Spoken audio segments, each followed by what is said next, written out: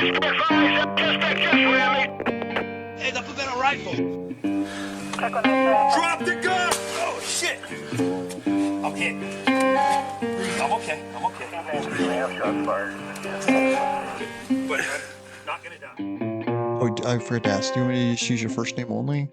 Or do you care if we use your last name? No, it's fine to use my last name. Yeah. Okay, because some people get squeamish about using their last name. Like they don't want to be identified. People know who I am. I don't care. Okay, so I can call them. All right, cool. That'll make it simple too, because there's going to be two Travises. Yeah. Two Travises. Yeah. That's happened a lot. Travis, huh? Yeah. It's like Got a crime scene? like the Spider-Man meme. Yeah. Yeah. Who are you? I'm Travis. Fed. Travis. Or like crime scenes back in the day. Like if sometimes the sergeant would be like, Travis, what? Yeah. Like both. What? Who, me? Yeah. This is Like the ugly one. I'm like, Yeah. I still don't know which one you're talking about. well, it's like when you're at a kid's birthday party and someone says dad. Yep. Oh. All right. You ready? Yeah. Let's fuck this donkey. Ready? Yep. I don't know if I'm ready, but we're going to send it. All right. Welcome to Badges, Bullets, and Blenders. I'm the host, Travis Harless. To support this podcast, go check out our friends at Slick Sleeve Syndicate. It's just a t-shirt company. Today's guest is my friend, Travis McNinch. Travis is a police officer at a police department in California. Travis, why don't you tell us a little bit about yourself? How long you been an officer? What are some assignments you've worked as an officer? Cool. I was first name Travis. Been a police officer for 18 years. In fact, Wednesday will be official 18 years, right? Is that sound right? Wednesday we started the 9th, July 9th of 2007 is when you and I attended the police academy, started the police academy together. Yeah, I just thought about that. That's coming up. Yeah. Work several details. Currently just doing good old fashioned patrol, but been assigned to K9. Currently is a collateral duty with our, I guess I won't use her real name, but a kind of a rapid response team. Yeah. Dealing with civil disturbances, things like that. A brief time in community relations, and that was kind of a little bit of a cool down after being assigned to K9 for 5 years. Yeah. And kind of bounced around, recruitment, academy, classroom instructor. Yeah. Yep. What topics you teach in the academy? I was just on the report writing staff. Oh, gotcha. So go in and do just kind of outline reports and correct reports and put the red marks on the paper. Yeah. Yeah, they definitely need that. You get out there, you have to, when you start approving reports and you're like, what is this person writing? Right. How did this get through? Right. Did you type that with a crayon? Right. Nice. Well, talk to us about being a can handler. I think that was still to this day, I think that's probably one of the coolest jobs that you can do. How long did you do that for? That was just shy of 5 years. And in the policy, I was lucky I got to go beyond what we sign up for. Yeah. Per policy, it's 4 years. I haven't reviewed that policy in a little bit, but I believe it's still the same. We can go beyond that. I was lucky to go right around 5. Yeah, so it was cool. You were a dog guy before that. I remember, just kind of a sidetrack. Remember, you had, was it 2 German Shepherds when you were in the academy? Yeah. I remember because you always had the dog hair on the uniform. One of them was like gray, and I was like, dude, man. So we would do these inspections, and we wore the dark blue pants and light blue shirts, so you always could see it on the pants. Yeah. And we would do every morning. The RTO would come out to do the inspections. Yeah. And you would get nailed for that. Only at the beginning, because freaking dog was crazy. I almost got rid of it. That dog because of that. Just because of that reason. You're the reason I'm getting smoked every morning. So we got. We were assigned beat partners. Battle buddies. Or whatever. And so, like, during an inspection, if your beat partner got in trouble for a uniform violation, and they have to write a memorandum that night, you would also have to write the same memo for your beat partner. Yeah. Did you do that? No. I don't know if we did that to you guys. No, we didn't do that, but that was how it was done to us. Yeah. And so I was partnered originally with a guy named Antonio, and Antonio was he was an explorer before, and he was like super clean cut, just like spot on, like super squared away dude. Like in everything academy related, report writing, he always scored really high on tests. He was good. He was just good at everything, and his uniforms were always like really nice. And so he was my partner, and I loved having Antonio as my beat partner because like he never got dinged on anything. And It was always you. yeah, like I know. Well, I was, I was fresh out of the Marine Corps, so like I knew how to put a uniform together and like how to like keep it nice or whatever. And so I rarely got dinged on uniform stuff. And Travis was partnered with a guy named Daniel, and the two of them together were always getting just Always bad. back and forth. Always Like because bad. Daniel would just show up Yeah. just sloppy, and Yeah. and he would show up with Hungover. dog hair on him, and like and like we'd be trying to lit roll him, and like and so he got. And one day, anyways, I can't remember the reason why, but they switched up all the B partners. Switched everybody. And I they think. switched them all around. And I had Antonio, who was like never got a memo ever. He was super squared away. And they partnered me with Travis. And I'm like, I'm like, damn it. He's fucking dog hair in his pants. And I'm going to get a fucking memos for memo. fucking Yeah. breathing and And shit. so like, I remember the first day that we were B partners or buddies or whatever. And we go out for formation for inspection. I'm like, here it comes. Like the RTO goes in front of him. And I'm like, here, I'm going to get my fucking memo. And he just looks at him, pass. Goes right by him, goes by me. And then Antonio was next to me, I think. And he goes to Antonio and boom, he like dings him. And Antonio got like his first memo ever. Yeah. Like, Good shit. like the first day that he wasn't my partner anymore and I was partners with Travis. And then like he never really got dinged after that. Like damn it, I'm gonna get fucking memos now. And then and it was funny because the first day that we were partners, we didn't get anything, and then the guy I was with was getting hammered. I think it's that adaptation that you have to get. You have to get used to the academy vibe. Yeah, It was like like you said, Antonio was a explorer. You were right out of the Marine Corps. We had a few other guys that were right out of the military too. Yeah. Wait, hold on real quick. You know what's funny about memos? Because when you were my RTO, it's like in the beginning, for some reason, whenever you guys gave us memos, you would give the fucked up memo back and be like, rewrite this, right? Yeah. And then you would just come back the next day with a rewritten one and just give one in. Well, at some point in time, I think it was like within like the first like 2-3 weeks, when you guys were doing that and you guys were just handing them back and not to like rewrite this, but there's nothing written on it. So there's a few times where like I got that memo and I was just like, this shit looks fine to me, and I just turned it back in. It didn't have any red marks on it? No. It was only happened a few times, and then it became a thing where like, no, when you hand in your old memo with the new memo, so that way you can like attach to it. Yeah. I think it shouldn't go back without red marks. So we used to when I was RTOing, we would sit down like during breaks that first week, right? Yeah. And there'd be a bunch of RTOs, just like 6, 7, 8 of them. And we'd go in the break room and the academies in the class, we'd get all their memos together and we would just pass them all around. And so I'd get a stack of memos and you have like your red pens and I would get the memo and I would just draw a red line through it. and then start reading it, right? It's like headline them all, and then I would read it and figure out what was wrong with it, right? I was just like, all right, I'm committed. Oh, you're failing no matter what. Yeah. Every one of your memos is going back, no matter. Like we had a policy, it was like not an official policy or whatever, but no memos past the first week. Yeah. So everything goes back, and so I would just redline it and be like, okay, now I got to figure out what I'm sending this back for. I think the ultimate. There's a couple memo things that I remember. Do you recall speaking of Antonio? Sorry, Antonio, if you're listening, and I won't say your last name or anything, buddy. But they should steal his baton. Remember that? Yeah, and forgot because we did PT at the end of the day, or like I don't know how you guys did the shoes. Yeah, where he had to wear he forgot his PT shoes. Yeah, no shit. And we had those shitty ass Bates lights. They weren't even regular boots. They were like high, kind of mid to high top, like dress shoes. Yeah. Weird. They were fucking weird. They were stupid. Yeah. And it was a long run day, and we ran on the bike path, down the bike path, back up, and then up the hill, just up. And I don't even know if it was there was a trail. It was like, okay, we're going back up right here. Yeah. So we're like basically having a bear crawl because we're going up the hill. And I remember I was next to Antonio, and he's huffing and puffing, hurting because he's wearing these shoes going up the hill. Yeah. And so obviously the next day he had memo for that, and then. I forget. I guess that time I had to be our RTO. They were yelling at him. These shoes better be perfect tomorrow. Yeah, because they're all fucked up. Yeah, they were jacked up after. Yeah, and so they looked really good the next day. Mm-hmm. And they gave him another memo, for not being consistent in shoe polishing. Oh, yeah. They were so shiny. Yeah. So they gave him another one. Like, why are they so shiny? This is your standard now. Yeah. And we're like, dude.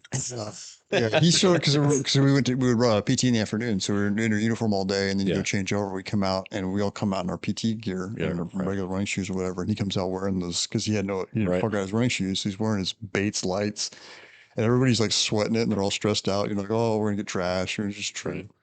I remember I saw the shoes, and I just immediately thought of Forrest Gump. It was like, I remember Mama said they was my magic shows Mama said they'd take me anywhere.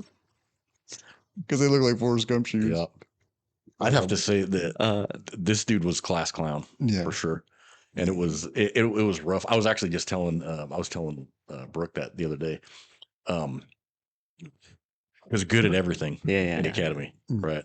But didn't brag, like didn't say it, right? Would just like he would like could have easily been like the person that nobody liked, but class I clown. probably total- was the person that nobody liked. No, I like total class clown, and it was awesome because we'd be like, we could be like getting smoked and hating life, and then he'd crack a joke, and we're all like, yeah, that's pretty funny. You know?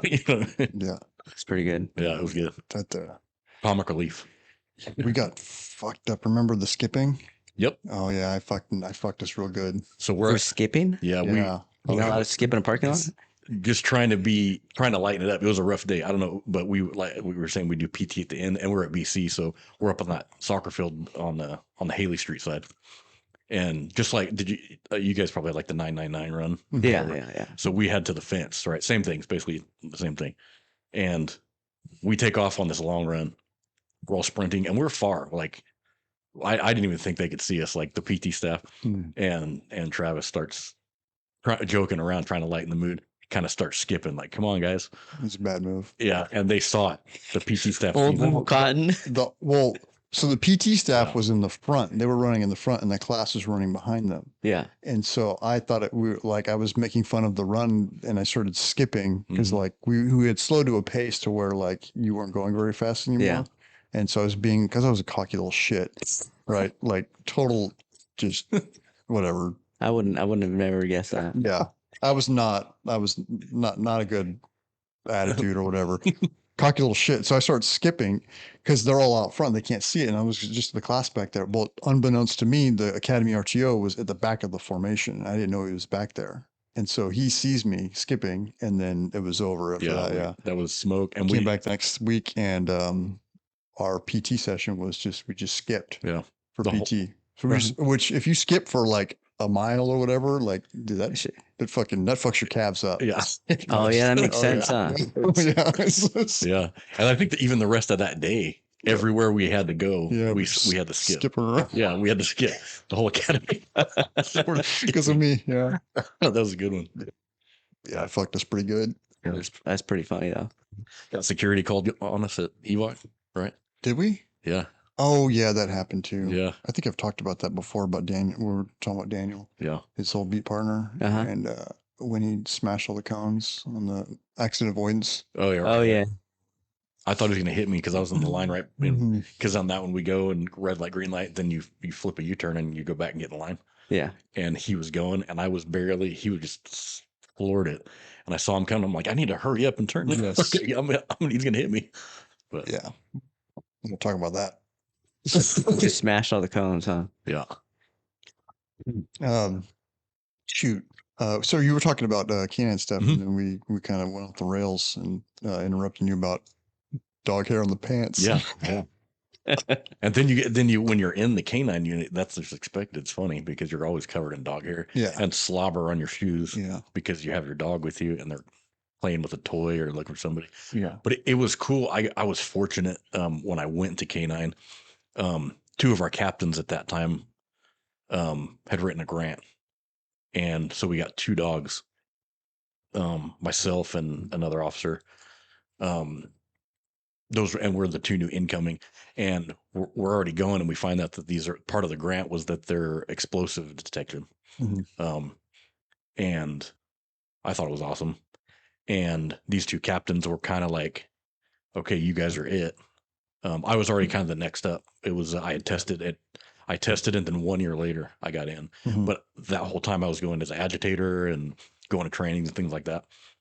And I was very confident that it was probably going to be me and this other officer because they're taken into.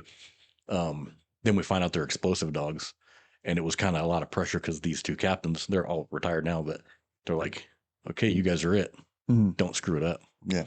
And we're handed this thing, and we're both nervous, and we're going to canine school. We're kind of like, all right, here we go. Those are our first bomb dogs? Yeah, our first two. Oh, okay. Yeah, very first two. And so they were apprehension and explosive. Mhm. So it was a brand new deal. A lot of as if being a cop's not stressful enough. How many different kinds of like, because you're using some terms that maybe people aren't familiar with. Oh, yeah. Apprehension's like a dog that bites. Like yeah, essentially. find ultimately they locate. That's Yeah. that's the dog's ultimate goal is to locate.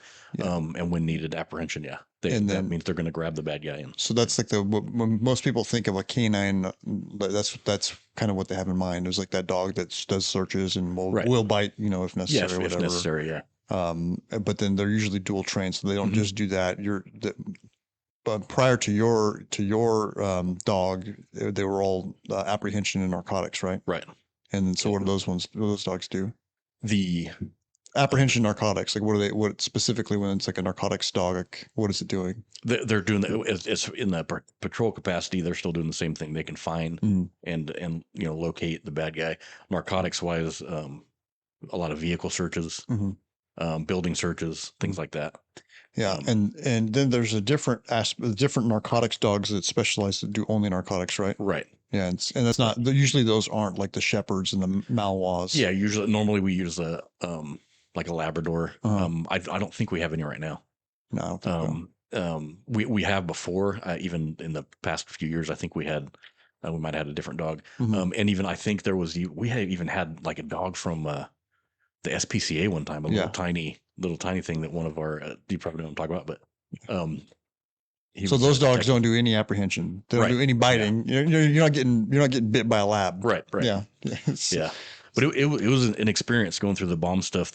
Part of that grant, the trainer came here Mhm. for 8 weeks, something like that. It was neat going through all the explosive stuff. And at that time, the our bomb squad, the supervision of that unit really accepted it. Yeah. And we would train with them and create scenarios and whatnot. And it was cool. Got into a lot of dignitary protection stuff. Yeah. And now are most of the dogs, like the incoming dogs, are bomb and We have apprehension? more bomb, and I think we have 2 gun. I Okay, think, that's right. So firearms. that's another thing that the Right. dogs can do. That's Yeah. like a secondary purpose, which is to Right. look specifically for guns. Right. So they're trained to smell what, like the gunpowder or what? Yeah. Well, so even the EOD dogs, my dog was trained on black powder. On it was one of the odors. It's more of the little things. So like even the metals, the oils, the Mhm. cleaning products, the powder. Gotcha. So, yeah. So there's multiple odors that they're Mhm. sensing that are Right. associated with firearms. Right. Oh, that's interesting. Uh, the narcotics dogs are pretty much gone, and that's just as a response to the legislation in California. That, Right. I mean, narcotics that are simple possession is a misdemeanor, a non-bookable misdemeanor. So it's like they're not even wasting the resources to train the dogs to find the stuff. Right. Essentially, right. Right. I mean, there are still narcotics dogs that exist out there, but those are like single purpose, like the narcotics units that will have the dogs and they're looking for like large operations, Right. people that are having sales and Yeah. sales cases. High, like interdiction, Interdiction. things like that. Yeah, Like there you go. you get like a trunk full of whatever. But your average street level patrol canine is not getting trained in narcotics anymore, right? The way that Or we're if you doing know, now, if you I'm know. not totally sure on our department. I know a lot of departments are. I know a lot of departments, unfortunately, have gone away from having canines altogether. Oh yeah. And I think there's a lot of people, unfortunately, that, and I'm not afraid to say it, that want to get rid of the use of police canines altogether. Yeah. Which I think is a horrible idea. Mhm. They're What do you think motivates that desire to do away with the program? I'm not really sure. It looks it can look bad. Mhm. A dog biting, like just kind of the bottom line, a dog biting somebody doesn't Mhm. look good. It doesn't look good. No. But I can definitely say that my dog has saved my life before, as well as other officers, and I've witnessed it firsthand. Mhm. And it's like it's happened. Like and things that have happened where like, there's no way we're going to find this person. Mhm. I'm like, yeah, we are. And like that, we find them. And you can take 30 officers and send them into a building, into a warehouse, looking for an armed murder suspect that might have high ground or might have uh, uh like get the drop on them. Mhm. Or you can just send a dog, and the dog's gonna know where they're at that quick. Seen it happen so many times. Did you do like, so what kind of searches did you specialize in, or did you prefer? Do you off lead, long lead? I would do both, but usually the long line was my favorite. Yeah. Can you explain that a little bit? What that is? Yeah, the long line, mine was 30 feet. Some of our guys use even longer. But I would use 30 feet. It just lets the dog more space. They can kind of, it gives them freedom. And it was more of a safety thing as opposed to off lead. It was my dog. A lot of times, if I had like any familiarity, like into a building, I would go off lead. But if we're out looking for somebody to arm, like a yard to yard search, I'd use the long lead. Okay. I brings back an insane story one time. I was assisting the sheriff's department Mhm. in the beautiful area, and they had called, and we're doing a yard to yard, and I have a long line, and I was always have one officer, one of our guys, go like kind of leapfrog, go one step ahead. Hey, go knock on that door. I'm going to do this yard. Had a sheriff's department cover team. Go knock on that door. Tell them I'm going to go ask them. Say, hey, can we go in their backyard? Yeah. And usually people are familiar. They're like, heck yeah, there's somebody hiding in my backyard. Yeah, go get them. Yeah. And I'm like, cool. So finish this yard, back out the sidewalk, go in the gate, and now the resident is in the front yard. Super nice guy. He's like, yeah, go back there. That side gate's open. Go for it. I hope they're not back there. I was like, yeah, cool. He's like, yeah, my back door's locked. And I was like, cool. If you want to just wait right there, we'll go back there. And we'll always ask him, any animals, any dogs, cats that you have back there? And he's like, no, it's nothing, just my turtle. Cool, oil though. Yeah. Just my turtle. Oh, cool, turtle. And I'm like thinking, I'm gonna see like a little turtle nest, how people keep them. And so I have the long line, and there's a walkway, and you can see the backyard. So I do a quick announcement, and I send Phoenix with my dog. Then I send Phoenix down, but still in the long line, to go kind of clear that corner before me and the search team go back there. And so I send her, and she goes and she turns the corner and just like literally, Yeah. like her ears pop up, and she just doesn't know what to think. Doesn't know what this is. Yeah, and I'm like, here, and then she like looks back at me, and then looks again. Look back, and she's almost asking me like, "Hey, fool, what's this?" Yeah. So I'm like, "All right," and so I kind of reel her in, and I go, and she's even a little bit apprehensive on going. She's still out in front, so we clear it, and there's this massive desert tortoise. I was like, "This is Jurassic Park." Yeah. Like it was crazy. I couldn't believe it. Even me and the deputies were like, "Oh my gosh! Like what is it? This isn't just your turtle, dude." Yeah. We're like, yeah, I think, and it was even moving. It's like moving all slow to it, but it was a huge desert tortoise. Really? Yeah. Those things are old too. Yeah. Like 150-year-old turtle or Yeah, tortoise or whatever. It was. That's funny. The dog has like no idea what the didn't know what to this do. is. Like, hey, what's this? Yeah. Because they'll get aggressive on like for cats and stuff. Yeah, Was your they kinda, dog like, cat aggressive at all? No, mine wasn't. No. Yeah. Like some of them you gotta Yeah. hold on tight, man. Yep. We got attacked by a pit bull one time. Oh yeah. That was fun. Yeah. And luckily my one of our officers that doesn't work here anymore was very, very motivated. Mhm. And he ran and tackled the pit bull. Oh wow. Yeah, he just went for it, and we're like, "What are you doing, man?" Wow. We when I was pretty new, I was doing a yard to yard with another can handler, and Pitbull came out of the yard, got loose, came running up and attacked the dog, and my partner shot this Pitbull. Oh, dang. So Pitbull dies, and then we had to call the supervisor. Obviously, our sergeant shows up, and we're newer guys, and we're kind of nervous. Like, he was a older sergeant, and he'd been in internal affairs for a while before he came to patrol, and we were, we didn't know what was going to happen, and we're kind of nervous. And he goes and talks to the people who own the dog, and he comes back over to us, and he's a real dry guy, and he said, the dog's name was Cannabis. And we're like, oh. And then he says, apparently cannabis got smoked. Oh my god! Just by your, I think you know what sergeant you're probably talking about. Anyway, yeah. So you're talking about dogs, yard to yard searches, long leads, off leads. Did you ever use the power steering? No, I didn't. No, I kind of What never they call it, the e-collars. Yeah, Yeah. yeah. I never. I tried it. Me and one of the Another handler tried it. We were just training, and the dog did not react well to it. Yeah. And luckily, I wouldn't rank it well either. yeah, and luckily, my dog was so driven by play. Yeah. Just a simple tennis ball, I could get the same effect. It just took a lot of work, tons and tons of work. Yeah. But by about 2 years in, she was pretty good. Yeah. She was solid. So what's a day look like for a canine? Like because you train every day, right? Yeah. My day, and regardless what shift, I primarily worked our afternoon shift and midnight shift for the whole time I was in there. Usually, I would at least try to get the dog out of the car once per hour, and that's on a slow night. A lot of times, especially on the afternoon, like our shift 3, that's your call to call, and we're flying around town, and so you have to like really stop and make time to train. You don't have to worry about your dog being in the car too long because you're just flying on almost every call. Like you're clearing one call, yeah, I'll be around. Yeah. But yeah, usually get the dog out, let the dog stretch, water, obviously, train, and you can even turn a break into training. Yeah. Yeah. Nice. Yep. Doing call offs. And what kind of training do you do with these?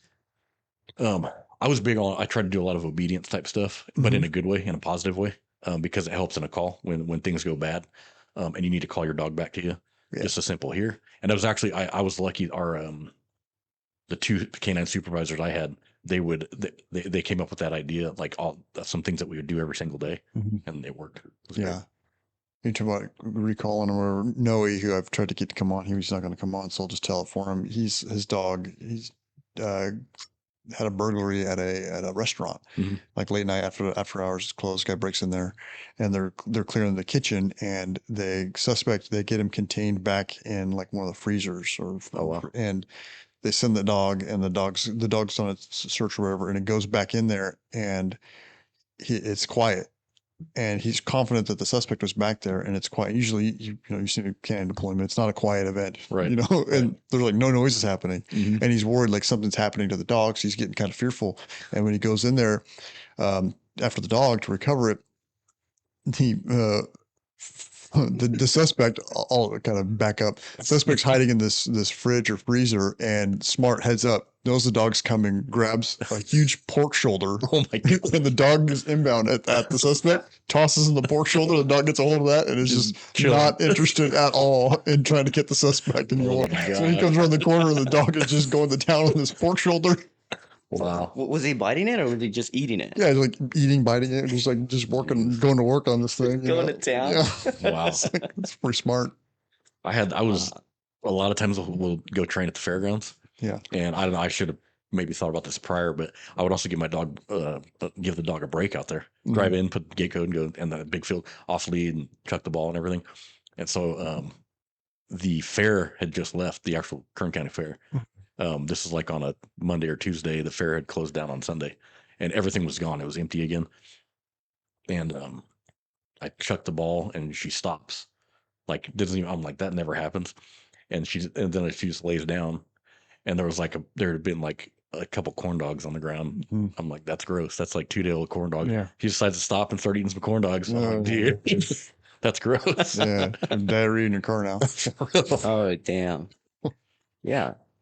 How many times does that happen? Which, Where your dog just that's it's diarrhea? not too bad, but usually it's only really don't happen a few times.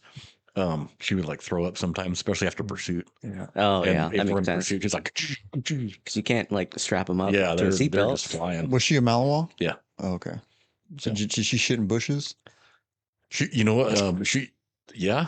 Have you ever seen that? No, well, Those dogs are fucking weird, man. The Malinois or something, like a screw loose in those Yeah. dogs. When they give them their break, they go on their break and they'll like run around, and they don't just like a regular dog just shits on the grass. The Malinois will go and they'll like Hide in the shit bush. in a bush. Yeah. Go to the nearest bush, they'll put their ass in it and they'll shit in the bush. yeah, they're looking for that concealment. Yeah, Private I guess. concealment. I guess. Private. It's like- That was fun. I had Excuse me, sir. I'm trying to do something. the only female dog, Yeah. and we would Oh, how was that? we would give him breaks at the range, right? And it was great. She was great dog at home, great around my kids and everything. Really quiet, like at the house. You would think the way they act at work, it's just that they get up for work, Amped and up. so that, yeah. And but at home, it's home time. I'm like kicking it. But at the range, I would take her to the range and let her run around, especially at midnight or whatnot, and run around and then load her back up and boom, boom. And sometimes maybe one of the other handlers or the next handler coming on duty, Mhm. they would head to the range and do a little training, and their dog would be screwed up Yeah. because It smells that female. right, Yeah. and they would just not want to do anything. Not want to, we're not training today. Yeah, we're We're like looking trying for to find something the else. Yeah, exactly. Yeah, it What was. are they looking for? Yeah, there was. I know there was one specifically because I would get There's a phone. drive that's higher than the play drive right there. I would get a phone call, I'd be like, "Damn it, Travis, did you have Phoenix at the range again?" I was like, "Yeah, Yeah. That's a real issue, though. Like, it is." yeah, it's a We'll just start legitimate doing training some issue. Dog segregation over here. Yeah. Right. Yeah, we separate the sexes over here. Yeah. Oh, all right. So you wanted to talk about some changes that have occurred over the Just years. a So little bit.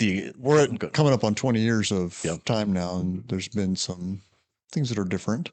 Yeah, I think the stuff that the like the rapid things that happen, some big changes that happen that even caught us off guard. You know, Yeah. I think there's been some social events Mhm. that I don't want to say that politic wise it's a knee jerk reaction, but It contributed for yeah, sure. yeah, there's certain things. Maybe a that- major contributing factor. Yeah, Yeah. and it's like people panic, and it's like, man, but it's it almost led to more. I don't know.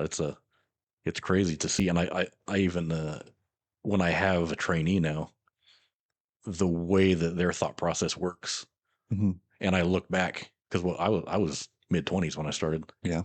and the way that their thought process is now, even towards law enforcement, I'm like, dang, Mhm. is that really a way that you want to approach this? Mhm. You know, the way that they can approach just a regular call for service, and it's almost like robotic. It's like, hey, it's okay to talk to people normal. Yeah.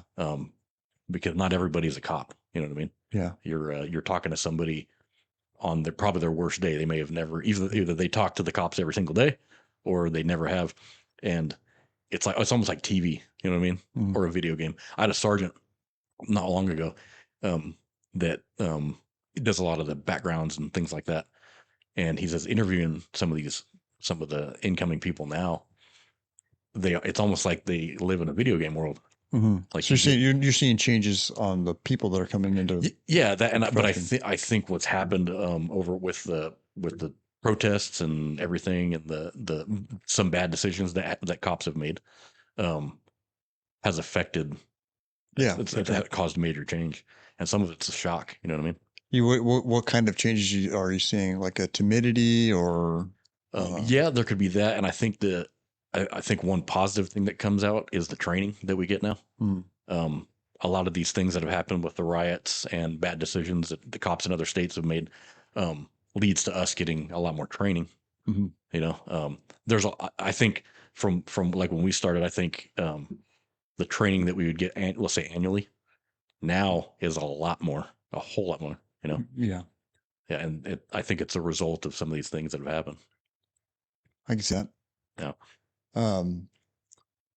What specifically, like, are you seeing like department wide changes or like law enforcement wide, like things that are different now than from when you started from 2007? Yeah, for sure that obviously everybody knows it's no secret that the use of force stuff, body cameras, Yeah. right?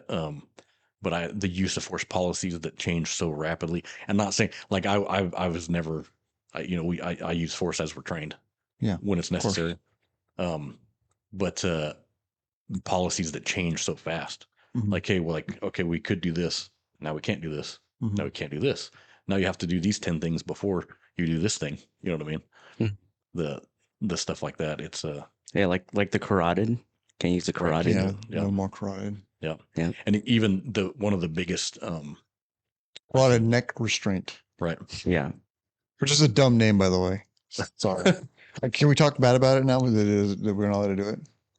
I didn't like to use the word choke because choke was, which is funny It because implies that you restrict their airway. well, choke and choke is in reference to swallowing something. Yeah. It's Right. blocking your airway from the inside, Yes. as opposed to like a carotid hold or whatever. Which, let me back up. If you think about where the move comes from, it's like Brazilian Jiu-Jitsu. They call it a rear naked choke. Yeah. Mhm. You know, so these are the professionals that do, and they call it that. So The yeah, experts. the experts, yeah, the Yeah. guys who are like legit, really good at this stuff. You know, rear naked choke or a triangle choke or a guillotine choke. You know, But none of them choke you. but there was a semantic thing about, well, the choke is like if you swallow something and it goes down and it's blocking your airway, well, then that's a choke, as opposed to shutting down the flow of oxygenated blood to the brain, which is what causes the person to pass out or whatever. Mhm. Anyways, Yeah, they would call it the carotid neck restraint. And I'm like, Right. well, that's not really an accurate description of what's occurring here. We're not restraining the person's neck. You know, Mhm. you're putting them to sleep right. so that they'll stop fighting. The sleeper hold. Yeah, right. There's already a term for The it. sleeper hole, some WWF. Right. That's what we should call it. It's Who just a was sleeper the hold. wrestler who had that was like his move? Oh, I don't can't remember. remember. I think that was Jake the Snake Roberts. Jake the Snake. That's it. I Jake the was wanted to say Snake Jake the Snake. Roberts. Yeah. Jake the Snake would Yep. put him in the sleeper Yeah, hold. and they do the arm thing. Yeah. They pick up the arm. Oh. That was good stuff. Anyway, so yeah, we can't do the carotid anymore. And I think it's silly because I don't know, like how many people actually die from that technique. Yeah, I don't think that they. From the, like a I mean, I've been carotid put neck out. restraint. I've been put out by Yeah. a carotid choke before, and you wake up and you're like, well, where am I? It's like a factory reset because when you come to, you don't understand the context right away. Of what Of, happened. like what happened? Well, Like, they fell asleep. yeah, but it's more than that. Like if you fall asleep and you wake up, you knew that you took a nap. Yeah, you know, that's true. like That's when you come out of being put out on from a chokehold, From a sleeper hold. from the sleeper hold. Yeah. Like when you wake up, you don't understand the context of where you are, why you're there, or what you're doing. It takes a few seconds for like things to come back online and figure out like, oh yeah, that's right, that's what we're doing. Yeah. You just gotta force restart Yeah. like on a computer. It's like you just snap forward. It's almost like time traveling. Like you're just here, and then all of a sudden you're at a future place, and you're like, why am I here? Who are these people here? Like, why am I here with Nick? It's Yeah. weird. What year is it? Yeah. I think that's what it led to. Even our defensive tactics training now Mhm. is it's better. It's better than. Yeah. It's almost like from maybe I would say like my first 10 years, it was like the same, like all the same, do the same stuff. There was no changes. Yeah, it was basically all the same thing. And There's about I'd say the Lots of bear crawls. yeah. Oh, for real. And then they say in the past 8 to 9 years, our training has been way better. Like a lot more stuff. It changes, it adapts, and all that stuff. So I enjoy it now. It's fun to go to that. Yeah. When was it Ted that came on and was talking about the cops are better? I agree with this. I think that the cops are actually better. I mean, there's some idiosyncrasies. You talk about like treating things like a video game or whatever, Right. but I think overall the cops are better now than they've Yeah. ever been. Yeah. Because like the training and then like the Yeah. things they have to deal with and the all of the stuff that goes into being a police officer Yeah. now. It's a lot more difficult. Yeah. The job is much more difficult now, and I Mhm. think it's in order to meet the standards, you got to rise to the occasion. So the cops are better than they Yeah. were. And I know that I think they're more prepared. Mhm. They especially like tech wise. Yeah. Yeah. They can do all this. I learned stuff from newer people. I'm like, oh dang, you can do that. Oh, Yeah. cool. Show me how to do that. Yeah. Show me that. Yeah, it's That's cool. And weird. I use stuff. Wait, I you use it can every- type with more than 2 fingers? Yes. right. Yeah, Yeah. it's good stuff. I've talked about that before when you and I were new. The hot ticket was dictating reports. Like, oh, Right. you need to dictate these reports. And like to me, it didn't make sense because I'm like, why don't I just type it? It's like Right. way faster for me to type it. But I was talking to people that didn't know how to type Right. that were telling me like, oh, it's faster if you just talk it into the recorder. And turn the And I'm tape like, in. And yeah, but that was for people that were like doing this and Right. they couldn't type. So it made sense. Yeah. I think when do you remember who your first patrol sergeant was? When I finished The- field training, Yeah. It was what on my year, own? Yeah. Or what not we have to not say their name, but what year or how long they'd been there. it's a good question. Shoot, I don't know when he started. I do know. I got a funny, it's kind of a side note. My cousin was kind of a troublemaker and was going to one of our reform schools that you go to when you get kicked out of regular school. Oh, right. Like the And probation schools. Anyways, there's a point to this. My first patrol sergeant was the school resource officer for that school. When Oh, my wow. cousin's only like 2 years younger than me when he was in elementary school. And so my cousin was asking me, "Hey, kid, you know this officer?" And he said his name, and I'm like, and he was my supervisor, I think at that time or whatever. I'm like, "Oh yeah, I know him." And he said that he got in a fist fight on the schoolyard with some other kid, and that the school resource officer shows up, and the kids are in the office, and he takes the two kids, puts them both in his patrol car, drives them to the PAL Center, which is the Police Activities League, brings them into the ring, gives them boxing gloves, and Wow. has them fight. Wow. In a controlled environment. Controlled environment, yeah. But my Yes. cousin and this other kid fought in the boxing ring, and then until they were done fighting, and then he's like, "Do you still feel like you're gonna fight?" And he said, "No, we're not gonna fight again." Okay, and then took him back to the school and dropped him Wow. off. Yeah, They got it out of their system. Sometimes you just got to get it out of your Yeah. system. that was the '90s. Yeah, Why- yeah. Things were a little bit different back then. The '90s. I thought it was old, but my first patrol sergeant started in 1981. Yeah, He retired. He was my boss, and then he retired that same year. But Yeah. I worked a whole shift with him, and he freaking started in 1981. yeah. That's crazy. He had some awesome stories. I bet. Mhm. I saw him at I think it was at Chewy's one time, Yeah, and he had just retired. I was only on that time like maybe 2 years. He had some cool stuff. I'm like, wow. Mhm. Then my dad too. My dad's retired sheriff's department, yeah, so a lot of cool stuff. yeah. It's and Bagby had talked about this as well. Though the changes in the last 20 years, I think, have been a lot steeper than Mhm. prior to that. Right. So like the difference between like, so we started in 2007. The difference between like 97, 07, like there's some changes, right? Mhm. But the difference between like More like 07 technology. 27 to 2017, and then from 2017 to now, it's just There like was a lot. a lot more Yeah. technological advances, it's just social changes too, and stuff like that. Like the body cams. Mhm. I mean, we grew up in an area where we didn't have those, Right. and now it's like, and we're getting the camera and like trying to learn how to operate it, and Mhm. I still mess it up all the time, Yeah. with like, And You got to take that body cam training then you gotta take the training. yeah. on a camera that you don't have. Yeah. I think they fixed it though. Did they? Just recently, like within the last like week or so, they finally updated it, which is nice. Mhm. Appreciate that. Whoever worked on that. Or our my canine supervisor when I was in there, who's even up higher now. He would always preach to us, "You guys are on camera all the time." Like Yeah. that was his big deal, and it saved me a lot. Like it was because Yeah. you always got to think like, okay, just act like you're always on camera. Mm. And believe it or not, looking back at that time, I got a camera late because I came out of canine, one shift on patrol, and then went to community relations. Mhm.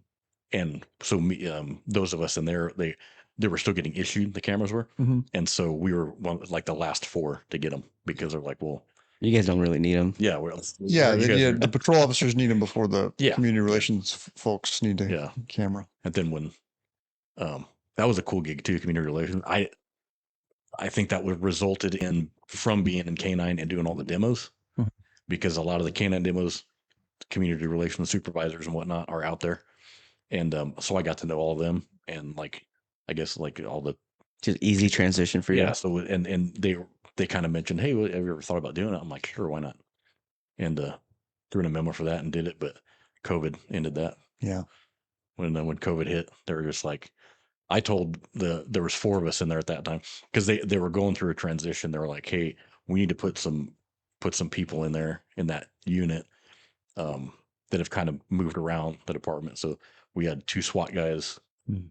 canine guy, and another officer that was not new, but had also spent several years in the Marine Corps. Yeah. And so a lot of life experience there.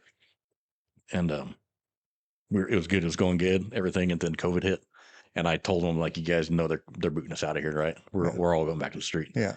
No, we're not. No, we're not. Yeah. Yeah. And like literally like 2 days later. Oh yeah. All right, well, the captain comes in. Sorry guys, but Yeah. you're going here, you're going here. and Yeah. you're All going these here. civilian employees are going remote, and Yep. you're going to the street. You guys are hitting the street. Yeah. Go get sick. Yeah.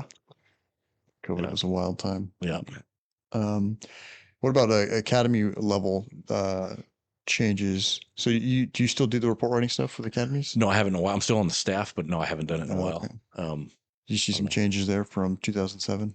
Oh yeah, I sucked at report writing, and luckily, Well, not just the report writing, but like how the way academies are run, like the difference. oh yeah, I think all in all, everything's a little different because stress wise Mhm. and I think the classroom stuff is probably better. Not saying we had great instructors. I loved our instructors.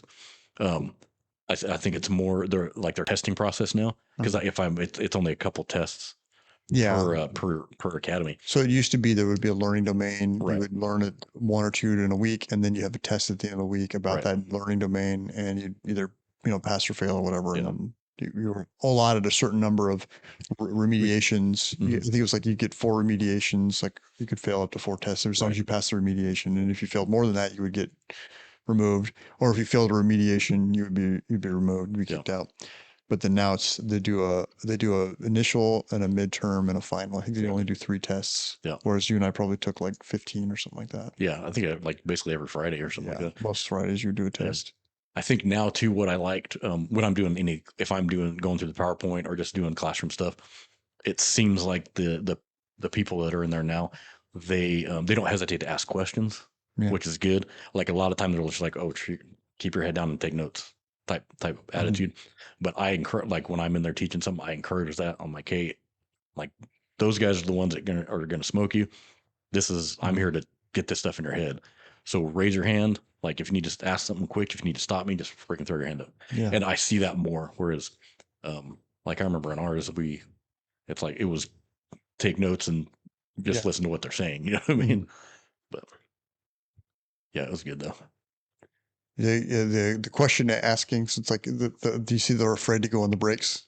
I'm like, I don't want to go to break because then I got to do with the RTO. Yeah, right. Yeah. Here's some RTO time. Like, no, Yeah. one more question. We can just keep it going a little bit longer. Yeah. Yeah, the more questions you ask, the less break time you have with your RTOs, which means less time to get smoked. Yeah, that was always in our academy. That was always still a good friend of mine. Well, I'll just say Charlie, the first name. Still a buddy of mine. We do like fantasy football and stuff like that. That was always Charlie at the end of the day. Remember that? Yeah. Wait, but what? We were like, Charlie, shit. There's no stupid questions. Yeah, right. Except for the one right at the end of the day. Yeah. Oh yeah. If you're asking questions at the end of the day, yeah, you're public enemy number 1. Yeah. Charlie was a little bit older. I think I say he was like 30 when we went to the academy. Yeah. Which was old for that. Yeah. I think he might have been older. Yeah. Might have like 33. Something like that. Yeah. We kind of had, I think that's now why look at those like they're babies. Yeah. I think that's why we had a good crew because we had a mix. We had some maturity in there. Yeah. And some immaturity. Some immaturity. Yeah. You were one of the. I was Daniel was younger. Daniel was than me. young. Yeah. I was 25. Yeah. I was 22. Yeah. So. Yeah. Daniel was barely 21. Yeah. I think that dude's out of control. Yeah. He was a little wild. But yeah, I mean, I was young and immature too. I would do dumb things like skip in formation. Yeah. And get security called on talk a lot of shit. So now also, on the side of not just being a police officer, you do some music. Yeah, I think it's important, especially any young cops that are listening to or going to listen to this, to balance and have stuff involved outside of being a police officer. That's a good idea. Yeah, it is. I'm guilty of not doing it. Right. A lot of people are, and I was at one point too, especially I'd say in my probably first 8 to 9 years. Yeah. You live it, you know what I mean? And I think a big thing was when my first daughter was born. That's when you kind of hit the brakes. I was like, wait a minute. And you because before heck yeah, freaking put me in the front of the line. I'll go. Let me boot this door. I go in there. He's armed with what? A bazooka? I don't care. Let's go. But then when I had my first daughter, you kind of hit the brakes. Yeah. And that's kind of when I got back into it, like playing music. I've always done that since I was a kid. Did it professional for a little bit, like literally like living off a tour bus, and came back here and went to police academy and but stayed involved. I kept playing drums and stayed involved in it. Just kind of odd jobs like here and there, playing at my own. I always have my stuff set up in my house. But recently in about 2018, got a nice phone call from an old friend, and now in a successful band. Yeah. To the point where we record a lot in Hollywood. We do most of our gigs right now a lot on the Central Coast. Okay. Paso Robles. What's the band name? The Rivals. Okay. Yeah, the.rivals.band. Am I allowed to say that? Yeah. Yeah. How do we find you? So yeah, if I want to hear Travis banging on the drums, how do I figure that? How do I find that? Yeah, so Instagram is the.rivals.band. Okay. and we're on Spotify, just the Rivals. Mhm. If you search on Spotify, we have 4 songs on there now. We're recording, and hopefully in the next couple weeks we have 2 brand new ones that they're not new to us. We've been working on Yeah. them for about a year or so. Mhm. We play them live right now. They're part of our live set, but we're actually going to lay them down. Hopefully it's the same studio, East West Studio in Hollywood, Okay. famous place. We played there last time, and actually on one of our songs that's out right now, the piano on there actually belonged to Frank Sinatra, Oh wow. and it's in the studio. Nice. So that was kind of cool to have Frank Sinatra's piano on our album. Nice. That was cool. Did so you say you do a lot of gigs on the Central Coast? Yeah. Paso Robles, get that wine crowd out there. Mhm. They like to party. When we play here, we do the Crystal Palace. We're coming up July 17th. We'll be at Crystal Palace. Nice. You got any other dates? Let's see. Yeah, the next night. So July 17th, Crystal Palace. July 18th, it used to be 1933. It's renamed now. Mhm. Legends, I guess. Oh, I didn't know that. Yeah, a new owner bought it, or ownership group. I think it's like more of a group that owns it now. So it's called the Legends. Yeah, Legends. Same location, same building. They haven't really changed anything. Okay. Yeah. Even with the band, and I've been able to incorporate it with police stuff. Like we obviously with big places we get book like way in advance and whatnot. Police stuff we donate the time. And Like at like events. we've done while it was still going, we do the 999 Foundation. Uh-huh. We play all those. The first 3 David Nelson events we played. Nice. Yeah, that his brother Eric would call us up and we get those, and he always puts something together pretty cool. I think that he's kind of moved it around. Uh-huh. So and it seems like they'll do something different every year. I'm sure we'll play that again in the future. Yeah. But the big ones are fun. Like again at 1933, we played the big one there, and when I think the 999 Foundation has different people now, but they still contact us for it. So Yeah. Okay. it's fun doing that, and that gives a chance for a lot of the coppers to come out and check it out. What's the genre of music you play? We kind of do everything because in order to play, like for example, Crystal Palace, we'll Uh-huh. primarily do country. That makes sense. It's a But country place. yeah. So me Checks and out. yeah, totally. If you go out there playing some Nirvana or something. Yeah, yeah. But it's probably not doing a mosh pit at Buck Owens' Right. place. Yeah. Yeah. right. But me and they probably don't care. They probably want publicity. Me and Jordan, the guitar player, we're the ones we've known each other since we were like 18, 19 years old. Yeah. We're both kind of more on the heavy side, like rock and stuff like that. That's what we would play in our first band, but then at the same time, in the BC program where it's like jazz and blues. Yep. And so we can play that. We can play rock. Kelly, our singer, she's country, like all together. And so we kind of mix it up a lot so we Nice. can adapt. Like for example, we'll play country on the 17th, primarily country, and then the next night at Legends, we'll do more. We'll throw in some more rock. Even there's even a little bit of hip hop type stuff that we can throw in there. Nice. Yeah, we're throwing a little 311, throwing a little Sublime. There you go. Yeah. What if you have a schedule, we can post that up or whatever. Yeah, I can send it to you probably. Yeah. Yeah. We'll put that Yeah. up. Put a link up. You Yeah. guys have like a website? Primarily social media. We'll Okay. link to it. Yeah. It's just that one, the Rivals.band. And we do have a little bit of Facebook, but that's more just to have it. Yeah. Actually my fiance Brooke runs the Facebook. Yeah. So she gets the updates. So all the boomers can see where you're going to be. Yep. Yeah. Yeah. It's everybody, especially that's how Crystal Palace is. Yeah, I Like, know. it's Yeah. it's the old people. It's cool playing at Crystal Palace. That's a neat place. Yeah. And the Yeah. staff is cool there. Got to watch Garth Brooks perform like one song there once. Did you? Yeah. You know who played there a lot? Do you remember the band Cake? Oh yeah. So that was Buck Owens' favorite band. Really? Yeah. So they would play there a lot. Yeah. It'd be like country, and then Cake with their weird sound. He's going the distance song. Yeah. Yeah. And Legit. he would be up there like he had like his table on the second deck. Mhm. Yeah, he'd be up there, and I always wondered, and I asked his son. His son was there watching us one night. He was in town for something. I think there was somebody was at the arena, and his son was in town to watch the arena show, Mhm. but came to Crystal Palace. And I asked him, I'm like, how come like Cake always played here? Like going back to like when I was in high school.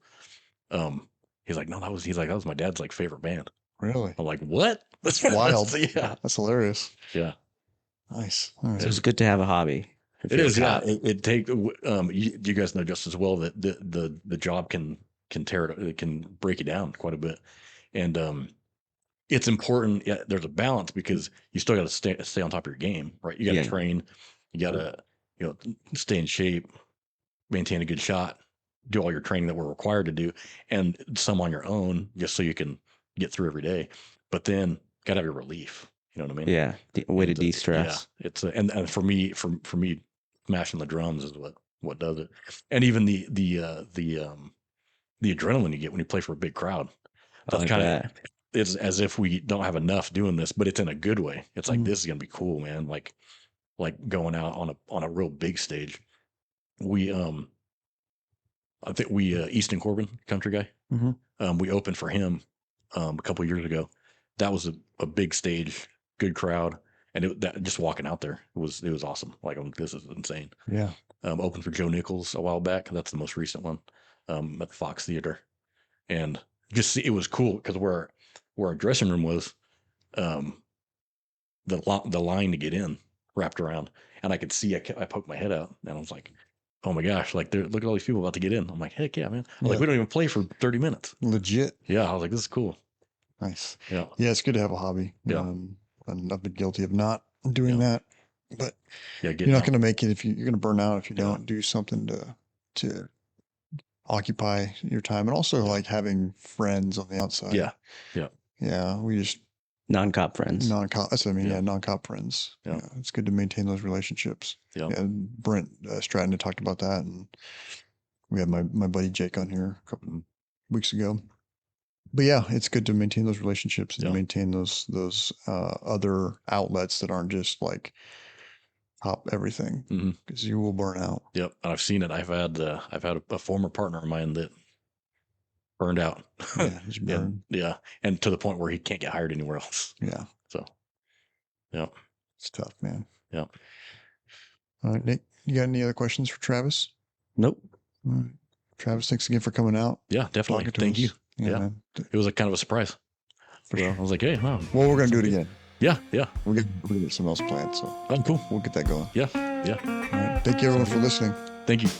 and stay frosty.